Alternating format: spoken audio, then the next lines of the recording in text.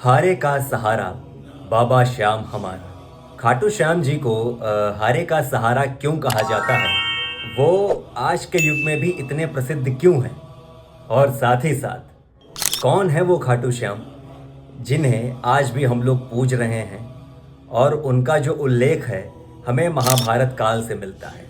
बहुत से लोग ये जानना चाह रहे होंगे, बहुत से लोगों में उत्सुकता भी होगी कि कौन है वो खाटू श्याम जिन्हें श्री कृष्ण की उपाधि प्राप्त है और उन्हें हारे का सहारा कहा जाता है, यानी जो भी दीन दुखी हैं वो उनके सहारा बनते हैं। चलिए आपको आगे वीडियो में बताते हैं। स्वागत है आप सबका मेरे चैनल वॉक एंड टॉक पे। मैं हूं आपके साथ आयुष।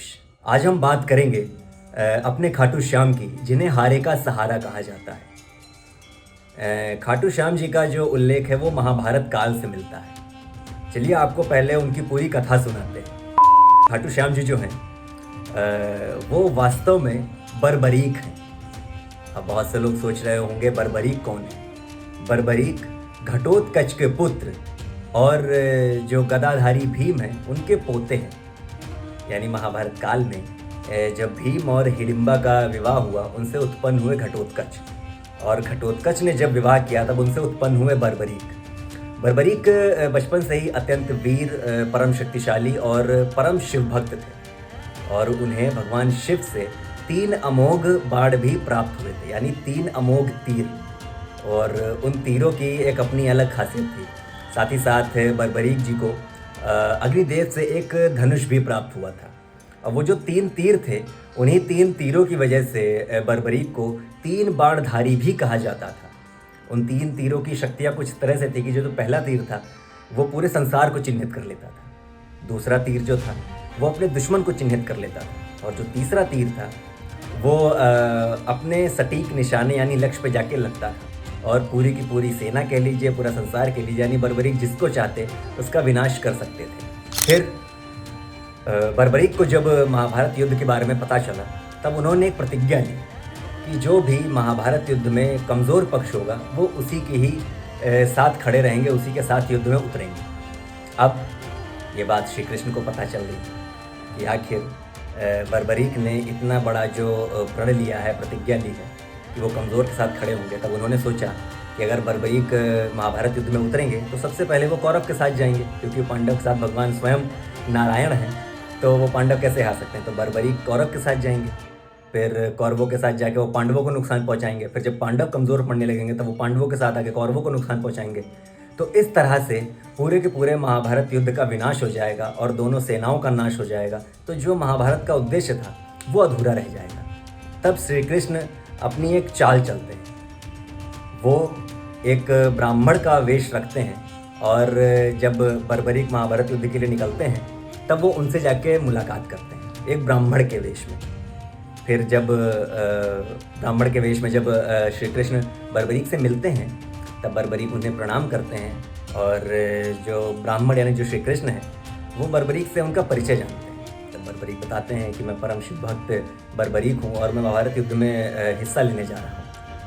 तब जो ब्राह्मण रूप में जो श्री कृष्ण होते हैं वो बर्बरीक से कहते हैं कि मैं तो ब्राह्मण हूँ, तो तुम क्या मुझे एक दान दोगे, भिक्षा दोगे। तो बर्बरीक तो भाई परम भक्त थे शिव के, वो कहते हैं ज़रूर। तब भगवान श्री कृष्ण वहाँ पे बर्बरीक का सिर मांग लेते हैं, लेकिन बर्बरीक इससे पीछे नहीं हटते। वो अपना सिर भगवान श्री कृष्ण यानी जो ब्राह्मण रूप में थे उनको दान दे देते हैं। तब भगवान श्री कृष्ण उनके इस त्याग से अत्यधिक प्रसन्न हो जाते हैं और उनके सामने श्री कृष्ण वेश में अपने वापस आ जाते हैं। तब उनको प्रसन्न होकर कहते हैं कि मैं तुम्हें वरदान देता हूँ कि तुम आगे आने वाले युगों युगों तक तुम्हारी पूजा होगी, तुम्हारे त्याग की पूजा होगी। लेकिन बर्बरीक उनसे 2 वरदान मांग लेते हैं। कहते हैं कि मैं चाहता हूँ कि मैं ये महाभारत का युद्ध पूरा देखूँ, और साथ ही साथ दूसरा जो वरदान है, मैं चाहता हूँ कि मैं आपके नाम यानी श्याम नाम से पूजा जाऊँ। तो श्री कृष्ण उन्हें तथास्तु कहते हैं। फिर जब महाभारत का युद्ध हो रहा होता है तो बर्बरीक का जो सिर होता है वो एक पहाड़ की चोटी पर रख के वो पूरा युद्ध देख रहे होते हैं। और फिर उसके बाद वही जब महाभारत युद्ध का अंत होता है और जब कलयुग में उनका जो सिर है वो पाया जाता है, तब वो उनका सिर राजस्थान के सीकर ज़िले के खाटू गांव में प्राप्त होता है। इस तरह से जो बर्बरीक हैं वो श्याम नाम तो उन्हें प्राप्त हो ही गया था, तो इस तरह से वो खाटू श्याम नाम से पूजे जाते हैं। फिर अब उन्हें हारे का सहारा क्यों कहा जाता है? उन्हें हारे का सहारा इसीलिए कहा जाता है क्योंकि बर्बरीक की प्रतिज्ञा थी कि जो भी कमज़ोर पक्ष होगा वो हमेशा उसी के साथ ही खड़े रहेंगे। इसीलिए आज के समय में खाटू श्याम जी को हारे का सहारा कहा जाता है। तो अगर आप लोग भी अपने जीवन में बहुत हार चुके हैं, बहुत परेशान हैं, बहुत दुखी हैं, तो अगर आप चाहें तो खाटू श्याम जी के दरबार में ज़रूर जाएं और 3 दिनों के भीतर आपकी जो भी मनोकामना है वो पूरी ज़रूर हो जाएगी। बशर्ते आप एकदम हारे हुए होने चाहिए और कमज़ोर होने चाहिए, क्योंकि अगर आप थोड़े भी आपके अंदर थोड़ी सी भी हिम्मत है तो आप आगे बढ़ सकते हैं। समझ रहे हैं आप? तो भगवान जो खाटू श्याम है वो उन्हीं का पक्ष लेते हैं जो वाकई कमज़ोर है। तो कैसी लगी आपको खाटू श्याम जी की कथा? ज़रूर कमेंट करके बताइएगा। मेरे चैनल को ज़्यादा से ज़्यादा लाइक करिएगा, सब्सक्राइब करिएगा, शेयर करिएगा और कमेंट में जय श्री खाटू श्याम और हारे का सहारा बाबा श्याम हमारा ज़रूर लिखिएगा।